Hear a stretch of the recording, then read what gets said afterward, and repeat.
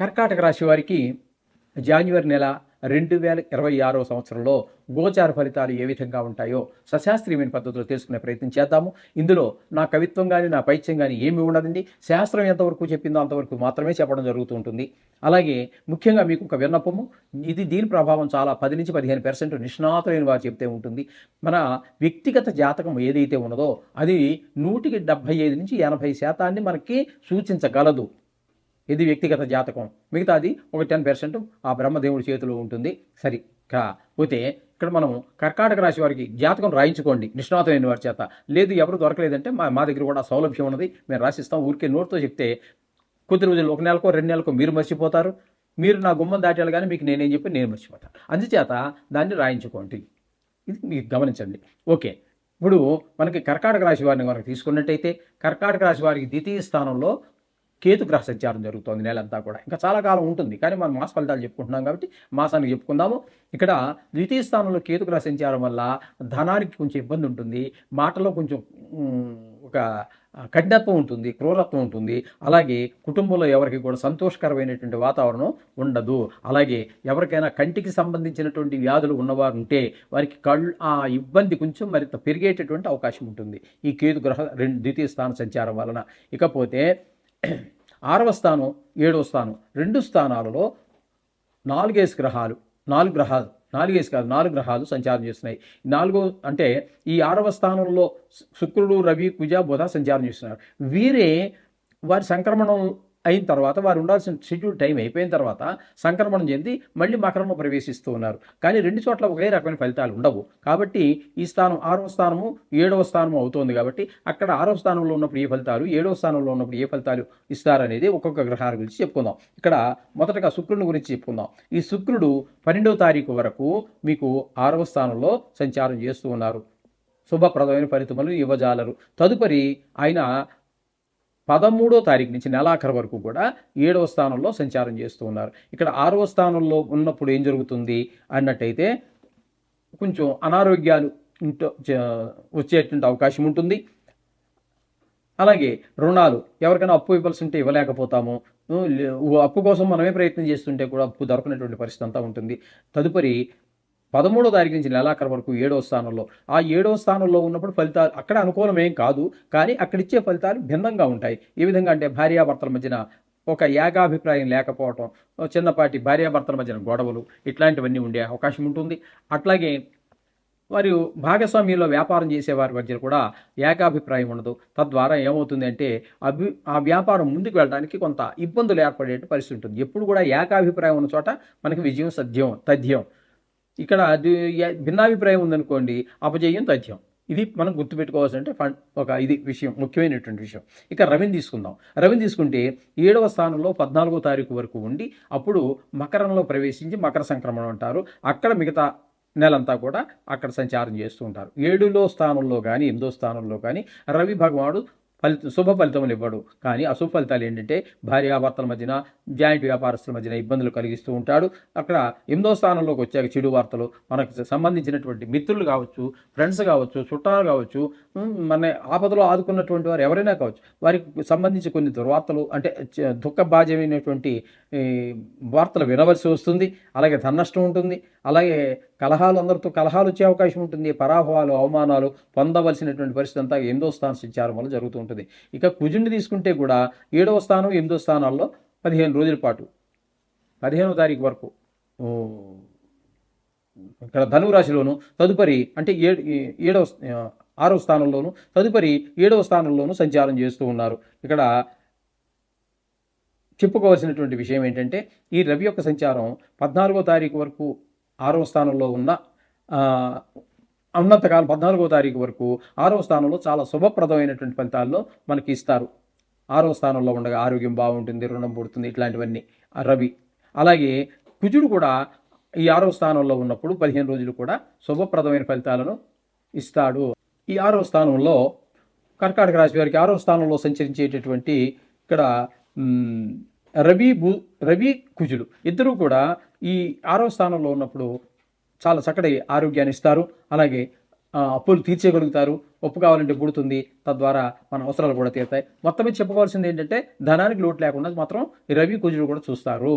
ఇకపోతే బుధుని తదుపరి 7వ స్థానంలో ప్రవేశిస్తున్నాడు రవి 15వ తారీఖు నుంచి నెలాఖరు వరకు, అలాగే కుజుడు 16వ తారీఖు నుంచి నెలాఖరు వరకు 7వ స్థానంలో సంచారం వల్ల అక్కడ జరిగేది ఏంటి అంటే అక్కడ భార్యాభర్తల మధ్యన కొంచెం వివాదాలు, అలాగే జాయింట్ వ్యాపారస్తుల మధ్యన కూడా భేదాభిప్రాయాలు ఇవన్నీ ఏర్పడుతున్నాయి. ఇది మంచి పద్ధతి కాదు. ఏకాభిప్రాయం ఉంటేనే మనకి తప్పకుండా విజయం సాధించగలుగుతాం. ఇది గమనించుకోవాలి. ఇకపోతే బుధుని యొక్క సంచారం తీసుకున్నట్టయితే 6వ స్థానంలోను 7వ స్థానంలోనూ సంచారం చేస్తున్నాడు. 6వ స్థానంలో 17వ తారీఖు వరకు, అలాగే 7వ స్థానంలో 18వ తారీఖు నుంచి నెలాఖరు వరకు సంచారం చేస్తూ ఉన్నారు. ఇక్కడ బుధుడు 6, 7 రెండు స్థానాల్లోనూ కూడా మనకి ఉపయోగకరంగానే మంచి ఫలితాలు ఇస్తూ ఉన్నారు. మనకి 6వ స్థానంలో ఉన్నప్పుడు ఆరోగ్యం బాగుంటుంది, రుణానికి తీర్చేయగలుగుతాం, రుణం కావాలంటే పుడుతుంది. మొత్తం మీద ధనానికి ఇబ్బంది లేనటువంటి పరిస్థితిని బుధుడు కల్పిస్తూ ఉన్నాడు. తదుపరి అష్టమ స్థానంలో 6వ స్థానం నుంచి 7వ స్థానంలో సప్తమ స్థానంలో ప్రవేశిస్తూ ఉన్నారు. ఈ సప్తమ స్థానంలో కూడా మనకి ఈ బుధుడు అనుకూలమైన ఫలితాలు ఇస్తాడు. భార్యాభర్తల మధ్యన ఒక అన్యోన్యత ఉండటం, అలాగే జాయింట్ వ్యాపారస్తుల మధ్యన కూడా అన్యోన్యత ఏర్పడటం, ఇవన్నీ కూడా మంచి ఫలితాలన్నీ ఇస్తూ ఉన్నాడు బుధ భగవానుడు. మొత్తం మీద 2 స్థానాలలోనూ కూడా శుభప్రదమైన ఫలితాలు ఇస్తూ ఉన్నాడు ఒక్క బుధుడు ఈ 4 గ్రహాలలో. ఇది ఒకటి గమనించుకోవాలి. ఇకపోతే అష్టమ స్థానంలో రాహుగ్రహ సంచారం ఇది మంచిది కాదండి. మన బంధువర్గంలో కావచ్చు, మిత్రులు కావచ్చు, స్నేహితులు కావచ్చు, ఇట్లా మనకు తెలిసిన వాళ్ళు, ఆప్తులు ఎవరో కొన్ని సందర్భాల్లో మనకు వాళ్ళకి అడ్డు పడి ఉండొచ్చు, వాళ్ళు మనకు అడ్డుపడి ఉండొచ్చు కొన్ని అవసరాల కోసం. అటువంటి వాళ్ళ గురించి కొన్ని అంటే వారికి పెద్ద గాయమైందనో లేకపోతే ప్రాణం పోయిందనో ఇట్లాంటివన్నీ వినే అవకాశం కల్పిస్తూ ఉంటాడు.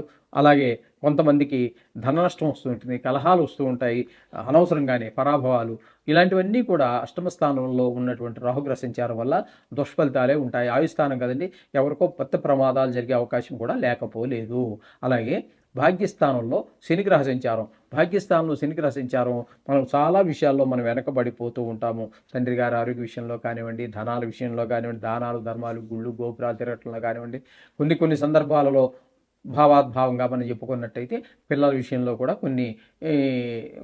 కొన్ని తప్పులు దొల్లేటి, అంటే వాళ్ళు శ్రద్ధ లేకపోవడం చదువు మీద, మిగతా విషయాల మీద శ్రద్ధ పెట్టడం లాంటివి కూడా జరిగే అవకాశం లేకపోలేదు శని భగవానుడి వల్ల. భాగ్యస్థాన సంచారం. ఇకపోతే వ్యయస్థానంలో గురు సంచారం జరుగుతోంది. ఇది కూడా ఒకటి గమనించాలి. ఇది కూడా ఏ విధమైనటువంటి ఉపకారము లేదండి. 12వ స్థానంలో గురు సంచారం వల్ల ధన వ్యయము, ధన నష్టం కూడా జరుగుతూ ఉంటుంది. కొంతమందికి కళతర నష్టం, అంటే భార్య చనిపోవడం కూడా జరుగుతూ ఉంటుంది. అలాగే కాకపోతే ఒక్క విషయంలో మనకి ఆయన సహకరిస్తారు. ఏంటంటే విదేశీయానానికి వెళ్ళేటటువంటి వాళ్ళకి మాత్రం సహకరిస్తారు. అంతే.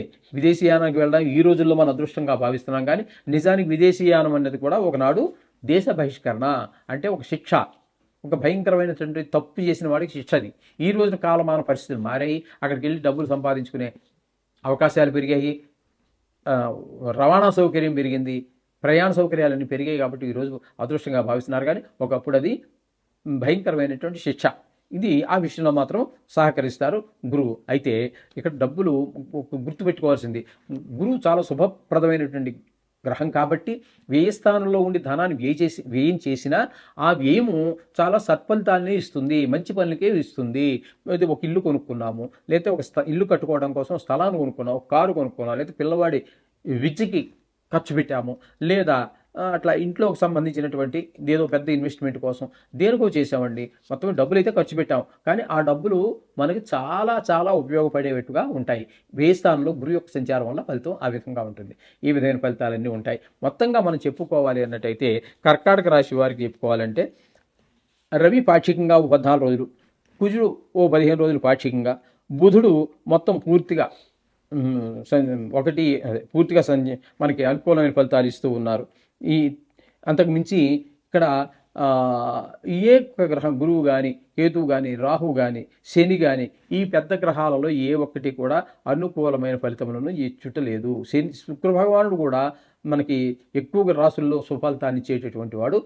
నవగ్రహాల్లో ఒక శుక్రుడు మాత్రమే గోచార రీత్యా, ఆయన కూడా అనుకూలమైన పరిస్థితి లేదు. మొత్తంగా చెప్పుకోవాలి అన్నట్టయితే వీరికి చాలా, కర్కాటక రాశి వారికి కొంచెం కష్టమైనటువంటి పరిస్థితి ఉంటుంది. కాబట్టి ఎవరికి డబ్బులు ఖర్చు పెట్టే దగ్గర కానీ, లేదా మాట మాట్లాడేటప్పుడు కానీ ఆలోచించి 1-2 సార్లు ఆలోచించి మాట్లాడండి. ఎవరికి హామీలు ఎవరు అప్పు తెచ్చుకుంటా నువ్వు హామీ ఉండంటే హామీ సంతకాలు ఇట్లాంటివన్నీ నేను ఉంటానులే పర్వాలేదులే అని ఇట్లాంటి మాటలు ఏవి అంత లైట్గా తీసుకుని మాట్లాడవద్దు. ఆ లైట్గా తీసుకుని చాలా బరువు అయిపోతూ ఉంటాయి, లాస్ట్కి మొయ్యలేని బరువు అవుతాయి. చాలా జాగ్రత్తగా ఉండాల్సినటువంటి సమయం. కాబట్టి వీరు ఖచ్చితంగా ఇది నెల రోజులు కాబట్టి ఈ నెల రోజులు చాలా జాగ్రత్తగా ఉండండి. ఇంకా బాధపడలేకపోతే ఒక్క గ్రహం కూడా పూర్తిగా మనకి అనుకూలమైన పరిస్థితి లేదు కాబట్టి వీరు ఖచ్చితంగా కనీసం వారానికి 1 రోజు 2 రోజులు 3 రోజులు వీలైతే నెల రోజులు కూడా మీ వీలుని బట్టి ఆ నవగ్రహాలు ప్రదర్శన చేయండి. చేసిన తర్వాత లాస్ట్లో ఏ కొబ్బరికాయో అది కొట్టు చేసేసేయండి. ఇంకా పెద్ద పెద్దవన్నీ ఉన్నాయి చూడండి, పెద్ద గ్రహాలు, వాటికి ఏదైనా చేయగలిగితే అయితే నవధాన్యాలు ఏవో తీసుకుని వాటి పాదాల దగ్గర వేయటము అలా చేయండి. ఈ శనిగ్రహ యొక్క ప్రభావం అది భాగ్యస్థానంలో ఉంది. అటువంటి వాళ్ళకి మీకు ఈ నెలలో వచ్చేటటువంటి ఈ 31వ తారీఖున వచ్చేటువంటి శని త్రయోదశి ఆ రోజున నువ్వులు దానం చేయటం కానీ, నువ్వుల నూనె వేసి పూజ చేయించుకోవటం కానీ ఏదైనా చేయండి, మీకు శుభ ఫలితాలు ఉంటాయి. అలాగే రవి వలన కూడా ఇబ్బందులు ఉండేటటువంటి వారు, ఇప్పుడు మనం ఇక్కడ చెప్పుకోవాలంటే రవి కొంత సగం కాలం 14వ తారీఖు వరకు 6వ స్థానంలో శుభఫలితాలు ఇస్తున్నాడు. అలా 2 స్థానాలు అంటే వేరే రాశి వాళ్ళకి మళ్ళీ ఇంకో రకంగా ఫలితాలు ఇవ్వచ్చు. అటువంటి వారు రవి మొత్తంగా నెల రోజులు అశుభ ఫలితాలు ఇచ్చేటటువంటి వారు 15వ తారీఖు 1వ నెల జనవరి నెల 26వ సంవత్సరంలో వచ్చేటటువంటి రథసప్తమి రోజున ఆ సూర్యభగవాన్ని ప్రార్థించండి. అలాగే ఆదిత్య హృదయం అయితే సూర్య నమస్కారాలు ఇట్లాంటివి చేయండి. తప్పకుండా మీకు ఆ దుష్పరిణామాల నుంచి బయటపడతారు. శుభం.